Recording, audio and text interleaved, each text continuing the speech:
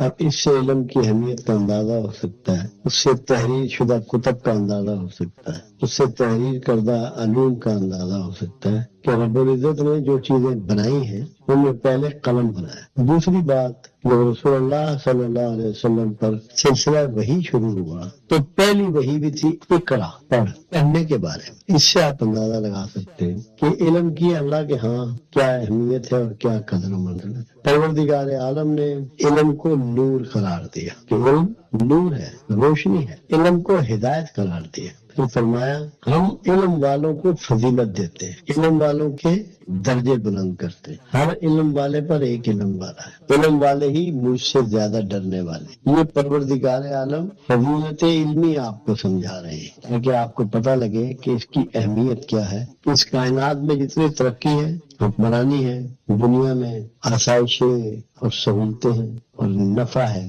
اس میں جو آپ کو فضیلت ملے گی وہ بدولت علم ملے گی۔ رسول اللہ صلی اللہ علیہ وسلم کا اس بارے میں فرمان ہے کہ جو طلب علم میں نکلے وہ مجاہد ہے، وہ جہاد پہ نکلا ہے، اور جہاد کی فضیلت اسلام میں سب جانتے ہیں۔ اور پھر ایک اور فرمان مبارک ہے، جو طلب علم میں مارا جائے وہ شہید ہے، جو طلب علم میں مارا جائے وہ شہید ہے، اور طالب علم کی دوات کی روشنائی شہید کے خون سے افضل ہے، شہید کے خون سے افضل ہے۔ اس سے آپ اندازہ کر سکتے ہیں کہ علم کی اہمیت کیا ہے۔ بہت بڑے استاد دنیا میں ابن سینا، طب کے سب سے بڑے استاد، جتنا آج دنیا میں طب پھیلا ہے اس میں بہت بڑا حصہ ابن سینا کا ہے۔ جب ان کا وقت مرگ آیا، نزا کے عالم میں تھے، تو اپنے شاگرد سے فرمانے لگے کہ یہ طاق میں جو کتاب رکھی ہے یہ اٹھا لا۔ شاگرد نے کہا ہے استاد تم مرنے لگے ہو، کلمہ پڑھو کلمہ، اب کتابوں کا تمہیں کیا کرنا ہے؟ تو فرمایا تو کتاب تو اٹھا کے لا۔ جب وہ کتاب اٹھا کے لایا تو اس کو کہا کہ تو جانتا ہے کہ اللہ کے رسول صلی اللہ علیہ وسلم نے فرمایا ہے کہ جو طلب علم میں مارا جائے وہ شہید ہے۔ میں آخر دم تک علم حاصل کرنا چاہتا ہوں تاکہ شہیدوں میں میرا مقام، میں شہیدوں کے ساتھ اٹھایا جاؤں۔ ایک بہت خوبصورت بات علم کے حوالے سے بلال بن رواح المعروف بلال حبشی رضی اللہ تعالیٰ عنہ نے فرمائی۔ ان کو ابوبکر صدیق رضی اللہ تعالیٰ عنہ نے 300 درہم کے عوض امیہ بن خلف سے خرید لیا تھا، آزاد کر دیا تھا۔ وہ امیہ بن خلف کے غلام تھے، آزاد کر دیا، اپنے پاس لے آئے، ان کو لکھنا پڑھنا سکھایا۔ ابوبکر صدیق وہ پرسنالٹی ہے مکہ کی، ان 10 لوگوں میں ان کا شمار تھا جو لکھنا پڑھنا جانتے تھے، تو ان کو لکھنا پڑھنا سکھایا۔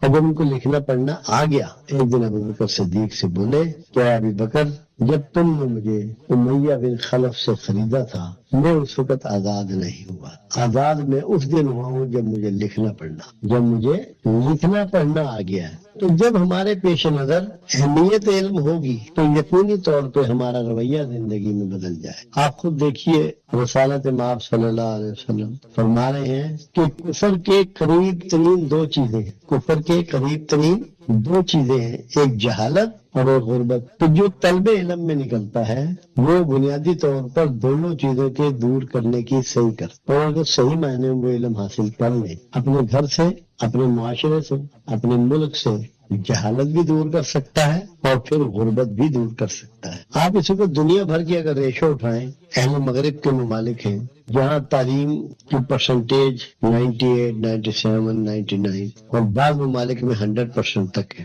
اس کے مطابق اگر آپ ناپیں اور تولیں اور دیکھیں اور میزانیاں بنائیں تو ان کے ہاں غربت بھی اسی ریشو سے کم ہوئی ہے، کیونکہ ایک پڑھا لکھا شخص، ایک تعلیم یافتہ شخص یقیناً ایک جاہل سے بہتر ہو۔ قرآن نے اس کو کہا نا کہ اندھار آنکھوں والے برابر نہیں ہو سکتے، جاہل اور عالم برابر نہیں ہو سکتے۔ جو غیر تعلیم یافتہ ہے وہ اندھوں میں شمار ہوگا اور جو تعلیم یافتہ ہے وہ آنکھوں والوں میں شمار۔ تو قرآن بھی یہ بات آپ کو سمجھا رہا ہے۔ یہ ہے اہمیت علم۔ اب اس میں ہمارا مضمون ہے تعلیم اور تربیت۔ تعلیم آپ لے رہے ہیں، مختلف اداروں میں جا رہے ہیں، مختلف زبانوں کے ذریعے سیکھ رہے ہیں، مختلف اساتذہ سے سیکھ رہے ہیں، مگر ہماری بدقسمتی یہ ہوئی کہ تربیت بالکل اڑ گئی، تربیت کا فقدان ہو گیا۔ ہمیں اپنے بچپن کا یاد ہے، کبھی بھی اس وقت صرف تعلیم کی بات نہیں ہوتی تھی، تعلیم و تربیت کی بات ہوتی تھی، کیونکہ تعلیم جب آپ حاصل کرتے ہیں تو انسانی فوائد کے لیے، منافع کے لیے، اپنے فائدے کے لیے، ماں باپ کے فائدے کے لیے آپ کو اس کو استعمال کرنا ہے۔ جو علم آپ نے حاصل کیا ہے اس کو کہیں نہ کہیں آپ نے استعمال کرنا ہے. اگر آپ نے علم تو حاصل کر لیا، اس کو استعمال کرنے کے لیے جو تربیت درکار تھی وہ حاصل نہیں کی، تو کیا وہ علم نافع بن پائے گا؟ کیا آپ کو یا آپ کے اہل خانہ کو یا آپ کے خاندان کو اس کا فائدہ پہنچے گا؟ میں ایک بات اکثر کہا کرتا ہوں اور یہ سمجھنے کے لیے ہے کہ قرآن تعلیم ہے اور رسول اللہ صلی اللہ علیہ وسلم تربیت ہے. جو قرآن سے میرے آقا نے پڑھا سیکھا، جو آپ پر اترا، اس کو آپ نے عملی طور پر کر کے دکھایا، پوری طرح ڈیمونسٹریٹ کیا. میں تو بلکہ اکثر یہ بھی کہہ دیتا ہوں کہ قرآن کی جو ویڈیو ہے وہ میرے آقا کی زندگی ہے. تب ان کو زندگی میں کامیابیاں نصیب ہوئی اور بہت تھوڑے وقت میں بہت بڑی کامیابیاں پائیں. ٹوٹل 23 سال میں تمام خطہ عرب سے شرک و بت پرستی کا خاتمہ ہوا. انسانی معاشرے کا جو اس سے پہلے استحصال ہو رہا تھا، جو ظلم ہو رہا تھا، ناانصافیاں ہو رہی تھی، اس سب کا خاتمہ ہوا. تو علم جب تک پریکٹیکل شکل میں نہ آئے اور عملی شکل میں تبدیل نہ ہو، کیا اس کا فائدہ انسانوں کو پہنچ سکتا ہے؟ کیا پہنچ رہا ہے؟ ہمارے ہاں آپ مثال دے لیں، آپ ڈرائیونگ کی کلاسیں اٹینڈ کرتے ہیں، گاڑی سٹارٹ کرنے کا طریقہ، کلچ دبانے کا، گیئر بدلنے کا، بریک لگانے کا، اسٹیئرنگ کو ہینڈل کرنے کا، آپ نے سب سیکھ لیا مگر پریکٹس نہیں کی، تو کیا آپ پراپرلی گاڑی چلا لیں گے؟ کیا وہ صرف جو تھیوری آپ نے سیکھی ہے وہ آپ کے کام آ جائے گی؟ کبھی نہیں آئے گی. تو تعلیم جب تک تربیت کے ساتھ نہ جڑے، آپ کو کہا جاتا ہے فزیکل فٹنس کی ساری باتیں بتائی جاتی ہیں، مگر فزیکل فٹنس کے اصول و ضوابط پر آپ عمل نہیں کرتے، تو کیا آپ فزیکل فٹنس پالیں گے؟ ہمارے معاشرے میں یہ بدنصیبی ہوئی ہے کہ ہمارے ہاں سے تربیت کا تذکرہ ہی ختم ہو گیا. صرف بات کی جاتی ہے کہ تعلیم کی. کبھی اب معاشرے میں بے چینی ہے، کرب ہے، لاقانونیت ہے، بے رغبی ہے، بد اخلاقی ہے. یہ کیوں ہے؟ یہ اس لیے ہے کہ صرف تعلیم دی جا رہی ہے، تربیت نہیں دی جا رہی. کوئی لوگ اس کے لیے مثال نہیں بن رہے. اب جیسے ماں باپ کے رول کی ہم بات کر رہے تھے، سب سے بڑا رول والدین کا ہوتا ہے کہ انسانی زندگی میں کہ ان کو بچہ دیکھ کر، ان کی گفتگو سن کر غیر محسوس سے وہ نہ بھی کہیں، ان کی زبان بھی سیکھتا ہے، ان کے طور طریقے بھی سیکھتا ہے. والدین کی یہ ذمہ داری ہے کہ وہ اپنے چھوٹے بچے سے لے کر اور بڑے بچے تک اس کے سامنے اس طرح زندگی گزاریں کہ ان کے لیے مثال بن جائے. آپ بچے کو درس دیتے ہیں، کتابوں میں پڑھاتے ہیں کہ صبح کو جاگنا بہت اچھی بات ہے، صحت کے لیے بہت اچھا ہے، اخلاق کے لیے بہت اچھا ہے، اور خود بڑے والدین سو رہے ہوتے ہیں، تو کیا وہ بچے اس سے سیکھ لیں گے؟ آپ بچے کو کہہ رہے ہیں کہ روز صبح تمہیں دانت صاف کرنا ہے، کھانا کھانے کے بعد دانت صاف کرنے ہیں، اور آپ خود نہیں کر رہے، تو کیا وہ بچہ روز دانت صاف کرے گا؟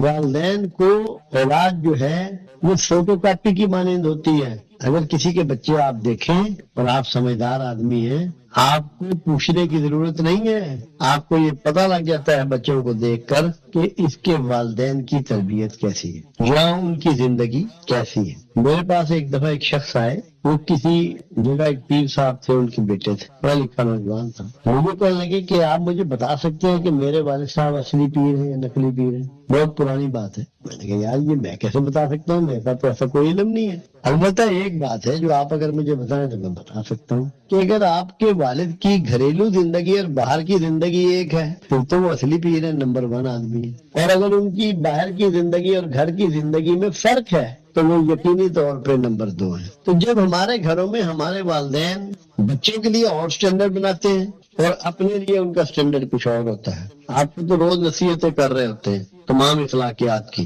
سچائی کی، دیانتداری کی، محبت کی، با اخلاق ہونے کی، اخوت کی، جلدی اٹھنے کی، جلدی سونے کی. مگر جب ان کا اپنا معاملہ ہوتا ہے وہ اس سے جدا ہوتا ہے، اس سے الگ ہوتا ہے. اب ان کو یہ پتہ نہیں کہ آپ نصیحتیں جتنی مرضی کر لیں، بچہ فالو اس چیز کو کرے گا جو آپ کرتے ہیں. انسان زیادہ کام نقالی سے سیکھتا ہے، اور آج تک جتنا سفر انسانیت نے کیا ہے وہ نقل ہی کرتا چلا گیا، دوسروں کی یہ بڑھتا چلا گیا، سیکھتا چلا گیا. جو اچھی باتیں آپ چاہتے ہیں کہ آپ کی اولاد کرے، والدین کا یہ فرض ہے کہ ان کی تعلیم و تربیت کے لیے وہ اچھی باتیں جو آپ انہیں کتابوں میں پڑھاتے ہیں، وہ اچھی باتیں جن کی آپ انہیں نصیحت کرتے ہیں، وہ خاموشی سے آپ کرتے جائیں. بچوں سے زبانی مت کہیں، ان کے سامنے مثال بن جائے، وہ آپ کو دیکھیں گے اور ان کی زندگی بدل جائے گی. جتنے لوگ بھی میں نے دیکھا ہے کہ اپنے گھروں میں نمازوں کا اہتمام کرتے ہیں، وہ اپنے بچوں سے نہ کہیں سب کے بچے نمازی ہیں، انہوں نے اول دن سے اس کو سیکھ لیا. میں نے دیکھا ہے کہ ایک ایک خاندان کے 10-10 15-15 لوگ ہاکی کے پلیئر ہیں. تو اس کے والد صاحب ہاکی کھیلتے تھے، پھر بڑے بھائی نے شروع کی، پھر چھوٹے بھائی، 20-20 آدمی ایک خاندان کے میں نے ہاکی کے پلیئر دیکھے.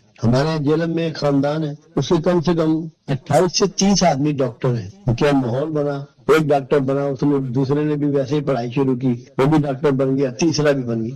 انسان بہت بڑی تعداد میں چیزیں تقلید سے سیکھتا ہے، کہ نقل سے سیکھتا ہے، نقل کرتا ہے، دوسروں کی فالوئنگ کرتا ہے. سب سے زیادہ ماں باپ کی کرتا ہے، کیونکہ وہ زمانہ جب اس کو استاد میسر نہیں ہوتا، باہر کا ماحول میسر نہیں ہوتا، مسجد کا خطیب میسر نہیں ہوتا، قرآن پڑھانے والا امام میسر نہیں ہوتا، وہ والدین کے ساتھ گزرتا ہے. اور ویسے بھی کسی بھی انسان کا جو میکسیمم وقت ہے وہ گھر میں گزرتا ہے، والدین کے ساتھ گزرتا ہے. تو والدین جب تک اپنے آپ کو مثال نہیں بنائیں گے، لوگ ان کی تربیت نہیں ہو سکتی. خوبصورت باتیں کر لیں، نصیحتیں کر لیں، نصیحتوں کی کتابیں دے دیں، اقوال زرعی دے دیں، اس سے بات نہیں بنے گی. تو والدین کی یہ ذمہ داری ہے کہ وہ اگر اپنے بچوں کو بہتر تربیت دینا چاہتے ہیں، بہتر تعلیم دینا چاہتے ہیں، زندگی میں کامیاب اور بہتر مقام پہ دیکھنا چاہتے ہیں، اپنے آپ کو بدلیں. اپنی سونے کی، جاگنے کی، کھانے کی، پہننے کی، گفتگو کی، لوگوں کے ساتھ بیہیویئر کی، ڈیلنگ کی،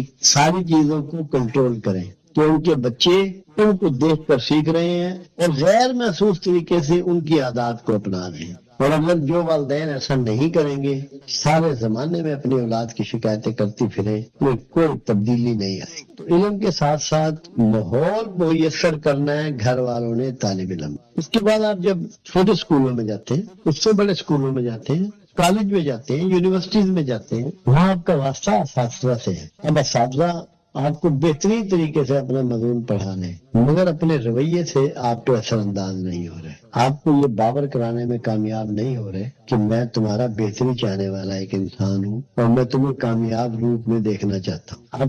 آپ کو یہ ریکگنائز ہی نہیں کرا پا رہے، کیونکہ والدین کے بعد جو دوسری پرسنالٹی ہے جو آپ کی زندگی پہ اثرات ڈالتی ہے، وہ آپ کے اساتذہ ہیں. ان سے آپ سیکھتے ہیں لباس کا پہننا، گفتگو، انداز، معاملات، لوگوں سے بہیو کرنا.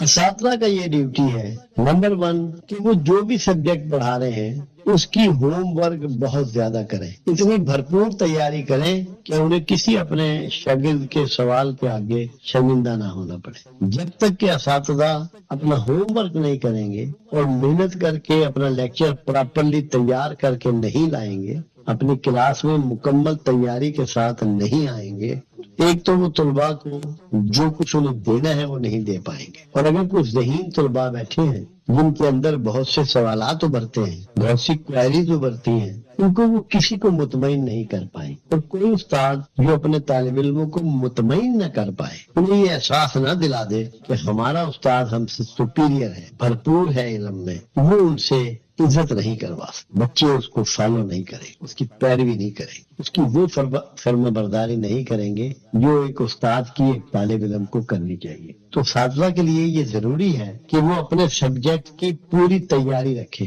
اور آج کا زمانہ کیونکہ بڑا فاسٹ زمانہ ہے، کمپیوٹر ہے، انٹرنیٹ ہے، آن لائن ہے، بہت سے انٹرنیشنل رابطے ہیں، اداروں سے رابطے ہیں. آج زیادہ استاد کو اویئر ہونے کی ضرورت ہے، زیادہ محنت کی ضرورت ہے، زیادہ کوشش کی ضرورت ہے کہ کوئی ایسا طالب علم بھی ہو سکتا ہے جو انٹرنیشنل انفارمیشن رکھتا ہے، وہ جب آپ سے کوئی سوال داغ دے گا تو آپ کو شرمندگی نہ ہو. تو جو استاد اپنے سبجیکٹ میں تیار ہے، ماہر ہے، اس نے کوشش کی ہے، محنت کی ہے، ہوم ورک کیا ہے، وہ اپنے طالب علم کو کچھ نہ کچھ ڈلیور کر سکتا ہے. دوسری چیز استاد کے لیے لازم ہے، کیونکہ اس کی پرسنالٹی کے اثرات بہت آتے ہیں بچوں پر، طلباء پر، کہ وہ اپنے لباس کی سلیکشن میں بھی محتاط ہو، ایک مہذب طریقے کا لباس استعمال کرے، بغیر کہے جو طلباء ہیں وہ مہذب لباس شروع کر دیں گے. آج کل لباس کے معاملے میں ہم بالکل ہی بے بہرا ہو گئے ہیں اور اس کے بارے میں جو ہمیں کیئر کرنی چاہیے ہم نہیں کر رہے. تو اگر ہمارے اساتذہ یہ مہربانی کرتے ہوئے اپنے لباس کی سلیکشن کا بھی خیال کریں، اور یہ خاموش وہ راستہ ہے جس سے طلباء کو ایک علم ٹرانسفر کیا جائے، اس میں گفتگو اور بولنے کی ضرورت نہیں ہے اساتذہ کی. اس لیے سے بھی وہ تو ہمارے یہاں ایک بڑی بدنصیبی ہے، جو ہم سے عمر میں کم ہو، عہدے میں کم ہو، ہم اس سے گفتگو میں مراتب کا خیال نہیں رکھتے کہ جو ایک انسان کو ایک اکائی کے ساتھ ایک خاص عزت کے بیہیویئر کے ساتھ ہمیں ملنا چاہیے، وہ ہم نہیں کرتے. میں بہت سے اداروں میں میرا جانے کا اتفاق ہوتا ہے تو چھوٹے جو عہدیدار ہوتے ہیں یا استادوں کے طالب علم ہوتے ہیں وہ ان سے کیوں کر کے بات کرتے ہیں. ہر اکائی قابل عزت ہے، قابل احترام ہے.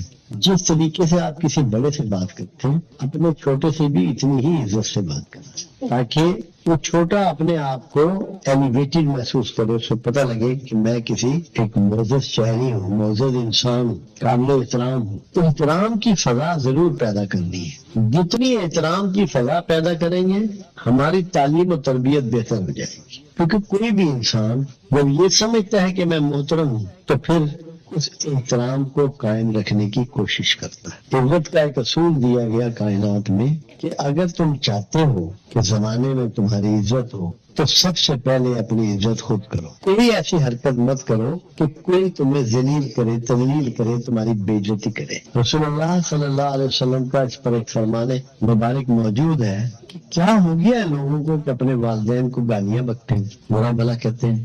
یا رسول اللہ صلی اللہ علیہ وسلم کیا ایسے لوگ بھی موجود ہیں؟ کیا ایسا ممکن ہے؟ فرمایا جو لوگ کسی کے والدین کو برا بھلا کہتے ہیں وہ اصل میں اپنے ہی والدین کو برا بھلا کہتے ہیں، کیونکہ اس کے بدلے میں پھر ان کے والدین کو برا بھلا کہا جاتا ہے. حافظہ کا یہ فرض ہے کہ وہ طلباء کو پوری طرح احترام کے ساتھ ڈیل کرے تاکہ طلباء کی عزت نفس کسی شکل میں بھی مجروح نہ ہو. اور ان کے سامنے وقت کی پابندی کرے. ہمارے ہاں اکثر و بیشتر، میں تو نہیں پڑھتا، بہت پرانا زمانہ گزر گیا، جو ٹیچر دیر سے آتے تھے بچے ان کو ہوٹ کر لیا کرتے. وقت کی پابندی کریں. وقت کی پابندی کرنے والے اساتذہ کو ایک ٹریننگ کا بہت بڑا حصہ ہے طلباء کو یہ دینے کے بتانے کے لیے کہ وقت کتنا اہم ہے، اس کی کتنی ضرورت ہے. لازم ہے کہ وقت کی پابندی کی جائے. جو اساتذہ وقت کی پابندی کرتے ہیں ان کے طالب علم بہتر بھی ہوتے ہیں اور ان کی زیادہ عزت کرتے ہیں، کیونکہ مثال بننا ہے. علم کے دو میجر سورس ہیں، ایک وہ جو آپ سنتے ہیں اور ایک وہ جو آپ دیکھتے ہیں. آپ سن تو رہے ہیں، بہت اچھا لیکچر ہے، بڑی اچھی گفتگو ہے، بڑی مدلل گفتگو آپ کے اساتذہ کر رہے ہیں، مگر اس ساری گفتگو کے ساتھ ان کا کردار میچ نہیں کر رہا. آپ کے والدین کا کردار اس گفتگو کے ساتھ میچ نہیں کر رہا. آپ کبھی بھی بھرپور علم حاصل نہیں کر پائیں گے. معلومات تو آپ کو مل جائے گی، تربیت سے آپ محروم رہ جائیں گے. تو تعلیم و تربیت آپ کے مکمل علم کا نام ہے. جو معلومات آپ کو ملتی ہے تربیت کے ذریعے وہ آپ کو قابل عمل اس کا ہونا پروف کیا جاتا ہے. اور رسول اللہ صلی اللہ علیہ وسلم نے یہی کیا. مشاہدے کی اہمیت اتنی ہے کہ ابراہیم خلیل اللہ جیسے عظیم المرتبت پیغمبر اسلام نے اللہ سے کہا کہ مجھے مشاہدہ کرواؤ کہ آپ کیسے تمام جانداروں کو جب وہ مر جائیں گے ان کی ہڈیاں بسیدہ ہو جائیں گی کیسے اکٹھا کریں گے اور کیسے ان کو دوبارہ زندہ کریں گے. تو اللہ رب العزت نے ابراہیم خلیل اللہ کو ایسا کر کے دکھایا. بہت تفصیلی بات ہے. کیوں؟ ابراہیم خلیل اللہ کو یقین تھا، وہ صحائف ابراہیم میں پڑھتے تھے، ان کو بھروسہ تھا، مگر اپنے ایمان میں اضافہ چاہتے کہ ان کا کانفیڈنس اتنا بڑھ جائے کہ کہیں بھی ان کا اعتماد متزلزل نہ ہو. تو مشاہدہ وہ طاقت ہے جو آپ کے علم اور ایمان کو بڑھانے کے لیے ضروری ہے، اور وہ تربیت کی شکل میں ہے کہ جو کچھ آپ کو پڑھایا جا رہا ہے، جو کچھ آپ کو بتایا جا رہا ہے وہ کر کے بھی دکھایا جائے، آپ کے مشاہدے میں ڈال دیا جائے. اب میں آپ سے سارا دن کہتا رہوں کہ لوگوں سے محبت کرو، ان کی عزت کرو، اور جب میرا معاملہ لوگوں سے آئے تو نہ محبت کا رویہ ہو نہ عزت کا ہو، وہ علم جھوٹا علم کہلائے گا اور کبھی بھی وہ نفع نہیں دے گا جو بھرپور اور مکمل علم آپ کو نفع دے سکتا ہے. یہ تعلیم و تربیت جو ہے نا، اس کے بغیر آپ مکمل نہیں ہو سکتے. دنیا میں آپ دیکھیں کتنی ورکشاپ کی جاتی ہے ہر کام کی، وہ تربیت کے لیے کی جاتی ہے. جب اولمپک میں جانا ہو، ایشین گیم میں جانا ہو، ملکی لیول پہ گیم ہو، کتنی کیمپنگ کی جاتی ہے. ہاکی، فٹ بال، کرکٹ، اس کے لیے کیمپ نہیں لگائے جاتے، وہ تربیت سے گزارا جاتا ہے. یا ایتھلیٹکس میں جانا ہو، لوگوں نے دنیا کے کسی بڑے سیمینار میں جانا ہو، کوئی بھی ایسا کام جہاں آپ کو جا کے اپنا علم اور اپنا فن پیش کرنا ہو، ڈیمانسٹریٹ کرنا ہو، ایک چھوٹی سی پریڈ کرنی ہو تو 23 مارچ پہ ہو یا 14 اگست پہ ہو، اس کے لیے کتنی تیاری کی جاتی ہے. علم کو جب تک عمل کی شکل نہیں دی جائے گی، تربیت کی شکل میں اس کو نہیں ڈالا جائے گا، علم نامکمل رہتا ہے. وہ ایسے ہی ہے کہ پرندہ آپ نے بنا لیا، پر نہیں لگائے، اڑ نہیں سکتا. اڑنے کے لیے تربیت ہونا ضروری ہے. تو تعلیم و تربیت یہ ایک ایسا مضمون ہے، ہمارے ہاں یہ بہت ادھورا رہ گیا ہے. ہمارے یہاں سارا ایمفیسائز، سارا زور صرف تعلیم پر دیا جا رہا ہے. تعلیم تو معلومات کا نام ہے، معلومات کو جو اپلائی کرنا ہے وہ تربیت ہے. اور اللہ نے آپ کے رسول کو میری آیتیں کھول کھول کر بیان کرو، لوگوں کی کتاب کی تعلیم دو، ان کا تزکیہ نفس کرو اور انہیں حکمت سکھاؤ. اب تعلیم آ گئی کتاب کی، مگر جب تک اس کی اپلیکیشن نہیں بتائیں گے تو علم نامکمل ہے.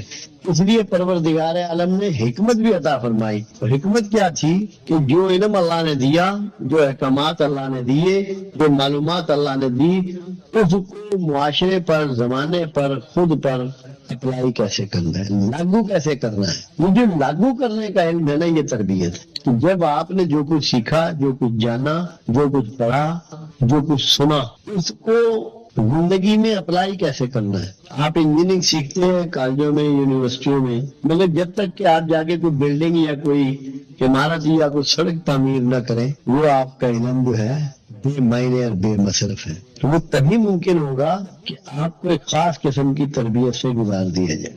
ہم ڈاکٹر ہیں، جب ان کی ٹریننگ کی جاتی ہے تو کہیں مینڈکوں کا، کہیں چھپکلیوں کا ان سے آپریشن کروائے جاتے ہیں تاکہ وہ تربیت سے گزر جائے. انہیں پتہ ہی نہ ہو کہ چھری کیسے چلانی ہے، چاقو کیسے چلانا ہے، اس کو سینا کیسے ہے جو ہم نے یہ پیٹ پاڑ دیا ہے. اس کا علم کی تکمیل بغیر تربیت نامکمل ہے. اس میں طالب علم کا اپنا رول ہے کہ اس کا شوق کتنا ہے، اس کی لگن کتنی ہے، اس میں ڈیووشن کتنی ہے، اس میں ڈیڈیکیشن کتنی ہے. اس کے والدین کا رول ہے کہ وہ عملی طور پہ اپنی زندگی بطور نمونہ کس حد تک اپنے بچوں کو پیش کر رہے ہیں تاکہ ان میں صحیح معنوں میں رسوخ ہو، علم کو سمجھے، سیکھے، جاننے کی کوشش کریں، اس کو پھیلانے کی کوشش کریں. پھر تیسرا رول اساتذہ کا کہ وہ اس کو کس طریقے سے بچوں کو اپنی زندگی بطور نمونہ بنائے. ایک چوتھا رول بھی ہے ہمارے معاشرے میں، اور وہ ہمارے علماء کرام کا ہے جن سے ہمارا واسطہ پڑتا ہے. ہم قرآن شریف ان سے پڑھتے ہیں، ناظرہ پڑھتے ہیں، مسجدوں میں جاتے ہیں، ان کی گفتگو سنتے ہیں. ان کا بھی ہماری زندگی میں رول ہے ایک استاد کی حیثیت سے. ان کی بھی یہ ذمہ داری ہے کہ جو کچھ وہ گفتگو کر رہے ہیں دین کے حوالے سے، مذہب کے حوالے سے، اس میں میکسیمم خود داخل ہو کے عمل کر کے آپ کو بتائیں. میں گفتگو کو یہی ختم کرتا ہوں. ہمارے پاس تو کوئی سامان نہیں تھا. ایک ٹوٹی پھوٹی سائیکل ہوتی تھی، ایک ٹیبل فین ہوتا تھا گھر میں. اب ہم 4 بھائی ہیں، چاروں کے گھروں میں اے سی لگے ہوئے ہیں، گاڑیاں ہیں سب کے گھروں میں کھڑی ہوئی ہیں، اور بھی سامان آسائشوں کا، آرام کا موجود ہے، مل رہا ہے. میں یہاں لوگوں کو دیکھتا ہوں، بے شمار لوگوں کو جانتا ہوں کہ جن کے پاس سائیکل بھی نہیں ہوتی تھی ابھی وہ گاڑیوں میں ہوتے ہیں. حالات سب کے بدلے ہیں. جتنے حالات بدلے ہیں، ناشکرا پن بھی اتنا بڑا ہے، جس کی وجہ سے، اس ناشکرے پن کی وجہ سے آپ فرسٹریشن اور ڈپریشن کا شکار ہیں. آپ مختلف قسم کے ناانصافیوں کا شکار ہیں کیونکہ آپ ناشکرے ہیں. اللہ کے جو سب سے بڑا جرم ہے وہ ناشکرا پن ہے. بغاوت میں آتا ہے کہ سب کچھ آپ کو دے رہا ہے، زندگی، صحت، آسودگی، رزق، پھل، دودھ، گھی، سبزیاں، گوشت، انڈے، بہترین لباس، بہترین مکان، آسائشوں میں رہنے کے لیے، گاڑیاں استعمال کرنے کے لیے، بہترین جانور، سب کچھ. مگر جب آپ بات کرتے ہیں شکوے کی کرتے ہیں، یہ اللہ سے بغاوت ہے جس کی سزا آپ کو نفسیاتی طور پہ مل رہی ہے. قرآن حکیم میں ایک مضمون آتا ہے، اس کو قرآن کہتا ہے عذاب مہین. مہین کہتے ہیں اتنی باریک چیز کو جو کسی آلے کی مدد سے آپ کو نظر آئے، بہت ہی باریک، جس کو آپ محدث شیشے سے، میگنیفائنگ گلاس سے دیکھ سکیں. مہین، عذاب مہین. نفسیاتی طور پہ، شعوری طور پہ پوری قوم کو عذاب مہین مل رہا ہے کیونکہ سب ناشکرے ہیں. صبح ہوتے ہی یا موسم کا گلہ کریں گے، یا سبزی گوشت کا گلہ کریں گے، یا حکومت کا گلہ کریں گے یا افسروں کا گلہ کریں، مطلب کوئی نہ کوئی گلہ کرنا ہے۔ اگر اس کی بجائے یہ رویہ اپنائیں، یا اللہ ہم بڑے گنہگار ہیں مگر تیرے احسانات بہت کثیر ہیں، اور کوئی بہتری کا کام انیشیٹ کر لیں دن بھر میں، کوئی ایک پتھر ہی راستے سے ہٹا دیں، آپ کے سارے حالات بدل جائیں گے، آپ کے رویے بدل جائیں گے، اللہ کی رحمت بدل جائے گی آپ پہ۔ ابھی سب بے چینی اور بے چینی نہ شکرے پن کی وجہ سے۔ ہمیں تو کوئی بے چینی نہیں، ہم نے کبھی شکایت نہیں کی، نہ موسم کی، نہ حکمرانوں کی، نہ حالات کی، نہ کسی رشتہ دار کی، نہ پڑوسی۔ صبر سیکھیں۔ آپ رسول اللہ کی زندگی کا مطالعہ کیوں نہیں کرتے؟ میرے آقا ابھی پیٹ میں ہیں تو باپ کو اللہ نے اٹھا لیا۔ بچپن کیسے گزرا؟ پیروں میں کانٹے چبھ جاتے تھے بکریاں چگاتے ہوئے، یتیمی میں بچپن گزرا۔ کوئی ثابت کر سکتا ہے تاریخ میں کہ ایک دن میرے آقا نے شکوہ کیا ہو حالات کا؟ ایک دفعہ بھی کیا ہو پوری لائف میں؟ وہاں سے کیوں نہیں سیکھتے ہو؟ کتنا کفار نے اور مشرکین نے ستایا، رشتہ داروں نے کتنا ستایا، لہو لہان بھی ہوئے، دندان مبارک بھی شہید ہوئے آپ کے، مگر کبھی کوئی شخص کہہ سکتا ہے کہ آقا کے زبان مبارک سے کسی نے کبھی شکوہ سنا ہو؟ سردی کا، گرمی کا، بھوک کا، لوگوں کے رویے کا؟ تو باقی سنتیں اپناتے ہو تو اس سنت کو کیوں نہیں اپناتے ہو؟ اس سنت کو اپنا لو، شکوہ چھوڑ دو، اللہ تم سے راضی ہو جائے گا، اور جب اللہ راضی ہوگا تو بہت سارے انعامات تمہیں اضافی مل جائیں گے۔ یہ کرنا پڑے گا، یہ لوگوں کو سمجھانا پڑے گا۔ لوگوں نے سکھائی یہ دیا ہے کہ شکوہ شکوہ شکوہ، یہ زبان جو دو ہونٹ ہیں ان سے جو آواز نکلتی ہے یہ شکر کے لیے ہے، شکوے کے لیے نہیں ہے۔ شکر سکھائیں کم از کم آپ لوگ جو ہمارے اس ڈیرے سے وابستہ ہیں اور اللہ اور اس کے حبیب سے اپنی وابستگی مضبوط کرنا چاہتے ہیں، وہ کم از کم یہ زندگی میں تہیہ کر لیں، معاملہ جو بھی ہو جائے ان کی زبان پہ شکوہ نہ آئے۔ جو انسانوں کا شکوہ کرتا ہے وہی تو اللہ کا شکوہ کرتا ہے۔ وہ جو کچھ دنیا میں کرے گا آپ کے ساتھ انسان ہی کرے گا نا، فصل بھی وہی اگائے گا اور بوئے گا، دودھ بھی جانور کا وہی دوئے گا، سبزی بھی وہی اگائے گا، بکرے کا گوشت بھی وہی کاٹ کے دے گا۔ کر تو بندہ رہا ہے، آپ نے بندے کا شکوہ نہیں کرنا، پھر آپ اللہ کا شکوہ نہیں کریں گے، کسی کا شکوہ نہیں کرنا۔ اگر یہ آپ نے سیکھ لیا تو آپ کامیاب ہوں گے اور آپ کے رویے بدل جائیں گے، اللہ کے انعامات کی بارش شروع ہو جائے۔ میرا خیال ہے اس میں جذبات زیادہ ہیں اور کوئی ایسی سچائی یا حقائق کی بات نہیں ہے، کیونکہ اگر اس طرح ہوا کرتا پھر تو اللہ چہرے پہ بھی لکھ دیتا کہ یہ گنہگار ہے اور یہ نیک ہے۔ اللہ تو پردہ پوش ہے، اس نے تو انسانوں کی خوبیوں، کمالات اور برائیوں سب عیبوں کو چھپایا ہے۔ اس طرح تو یہ نیکٹ کرنے والی بات ہو کہ بدبو آ جائے اور پتہ لگ جائے، ایسا ہے نہیں۔ اگر ایسا ہوا کرتا تو پھر تو کوئی بندے کا بھید چھپا ہی نہ رہتا۔ جب اللہ والے کو پتہ لگ جاتا تو اللہ والے سے اور بہت سو کو پتہ لگ جاتا، بھئی یہ تو گنہگار آدمی ہے، یہ تو دوستی آدمی ہے۔ یہ کوئی ایسی بات نہیں، مگر اس کی اصل بات کیا ہے؟ جب آپ برائیاں کرتے ہیں آپ کے اندر ایک خوف اور گلٹ کی کیفیت پیدا ہوتی ہے، جس سے آپ کے اندر چہرے پہ سے رونق اللہ اتار لیتا ہے اور اس کی جگہ مرجھایا ہوا چہرہ ہو جاتا ہے، کھلا ہوا چہرہ نہیں ہوتا، آنکھیں کھلی ہوئی نہیں ہوتی، ایک جو چمک ہوتی ہے جسم کی، ماتھے کی، وہ نہیں ہوتی۔ کیوں؟